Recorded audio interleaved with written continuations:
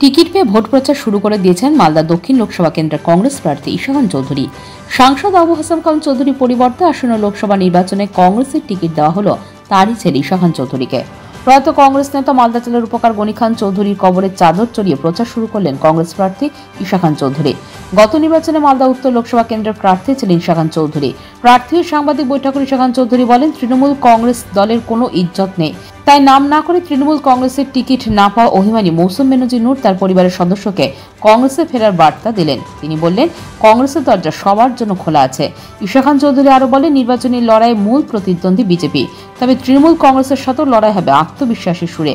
বিগত দিনে প্রয়াত কংগ্রেস নেতা তথা তার মামার উন্নয়নের কর্মকাণ্ডই ভোট প্রতিযোগিতায় তাকে জয়ী করবেন। লড়াই বলতে আমাদের টিকিট পাওয়ার জন্য সিস্টেম আছে।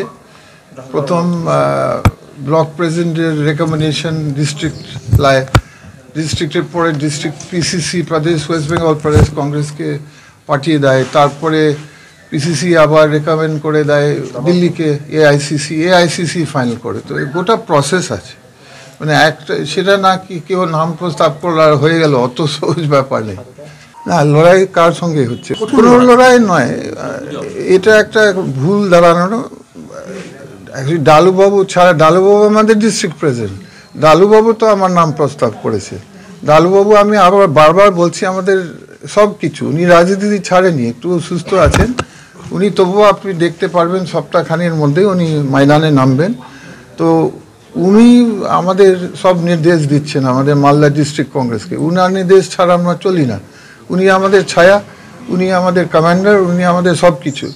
তো উনি আমাদের নাম না হলে উনি তো নির্দেশ দিয়েছেন ডিস্ট্রিক্ট থেকে, উনি আমার নাম প্রস্তাব দিয়েছেন আর কি। উনি তো ভেবেছেন আমি ভালো একটা প্রার্থী, উনি আমার নাম দিয়েছেন। লড়াইয়ের প্রশ্ন আসছেন কেন বুঝতে পারছি না। দেখো, মালদার উন্নয়নের বিভিন্ন বিষয় আছে, আপনারা জানেন। ওই যেমন গঙ্গা ভাঙন, যেমন আমাদের বর্ডার এলাকার সমস্যা, যেমন আমাদের আর্সেনিক মুক্ত জলের সমস্যা, যেমন রাস্তাঘাট, বিষয় শেষ নেই। একটা আন্ডার ডেভেলপড স্টেট।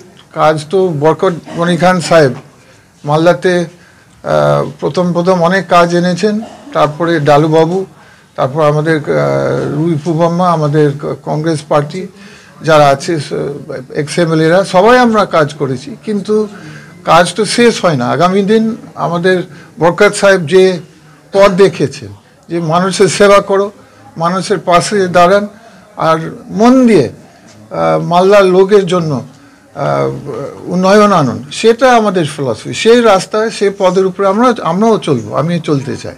দেখুন, আমি একটা কথা বলতে চাই, কাউকে আমরা হালকা নিই না। কোনো দল, সে যত ছোট যত বড়, আমরা কাউকে হালকা নিই না।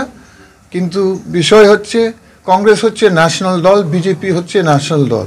তো আমাদের মূল এখন এনিমি হচ্ছে বিজেপি। কারণ দেশে আপনারা বুঝতে পারছেন যে বিভিন্ন দল আছে দেশে, কিন্তু দলগুলো হচ্ছে আঞ্চলিক দল। ওরা হচ্ছে একটা রাজ্যতে দুটো রাজ্য ম্যাক্সিমাম, আর আমাদের কংগ্রেস দল হচ্ছে অল ইন্ডিয়া দল। তো ন্যাচারালি আমাদের বড় লড়াই যে আসছে সামনে, সে কম্পিটিশন দিতে পারবে বিজেপির সঙ্গে কংগ্রেস, আর তো কেউ নেই, ন্যাশনাল পার্টি তো নেই। এভাবে কংগ্রেস পার্টি আছে, যে আমাদের বড় লড়াই হবে বিজেপির সঙ্গে। যতটুকু আপনারা জানেন ততটুকু আমরাও জানি। আমাদের হাইকমান্ড পিসিসি অধীর রঞ্জন চৌধুরী, যে উনি একটু 1-2 দিন আগে বলেছেন যে কথাবার্তা চলছে বামফ্রন্টের সঙ্গে। তো এখন অবধি আমরা আরও খবর পাইনি, কিন্তু ওই খবর পেয়েছি কথাবার্তা চলছে এবং একটা জোট হতে পারে বামফ্রন্টের সঙ্গে। অবশ্যই যদি জোট হয়, যদি আমাদের হাইকমান্ড, যদি আমাদের ওয়েস্ট বেঙ্গল পিসিসি প্রদেশ কংগ্রেস ফাইনাল করে, তাহলে অবশ্যই আমরা মিলিয়ে মিশিয়ে কাজ করব, নামবো ময়দানে নিশ্চয়, যেমন জোটে হয়। না, উনি তো আমাদের দলে বিলং টু করে না, তো আমরা কি করে সেখানে নিবেন? পাথর ছাড়াই প্রতিকার সম্ভব। মালদার প্রাচীনতম ভৃগু বংশ জ্যোতিষী পণ্ডিত এস শাস্ত্রী। দাম্পত্য সমস্যা, বিবাহে বাধা, ব্যবসায় অবনতি, পরীক্ষায় অকৃতকার্যতা, ভাগ্য গণনা, গোষ্ঠী বিচার, ঠিকুচি গোষ্ঠী এবং মৃত্যু ছাড়া সকল সমস্যার সমাধানের জন্য যোগাযোগ করুন জগদম্বা জ্যোতিষ কেন্দ্র, বিবেকানন্দ স্কুলের পাশে, মালদা। মোবাইল 09733027832 অথবা 09332056956।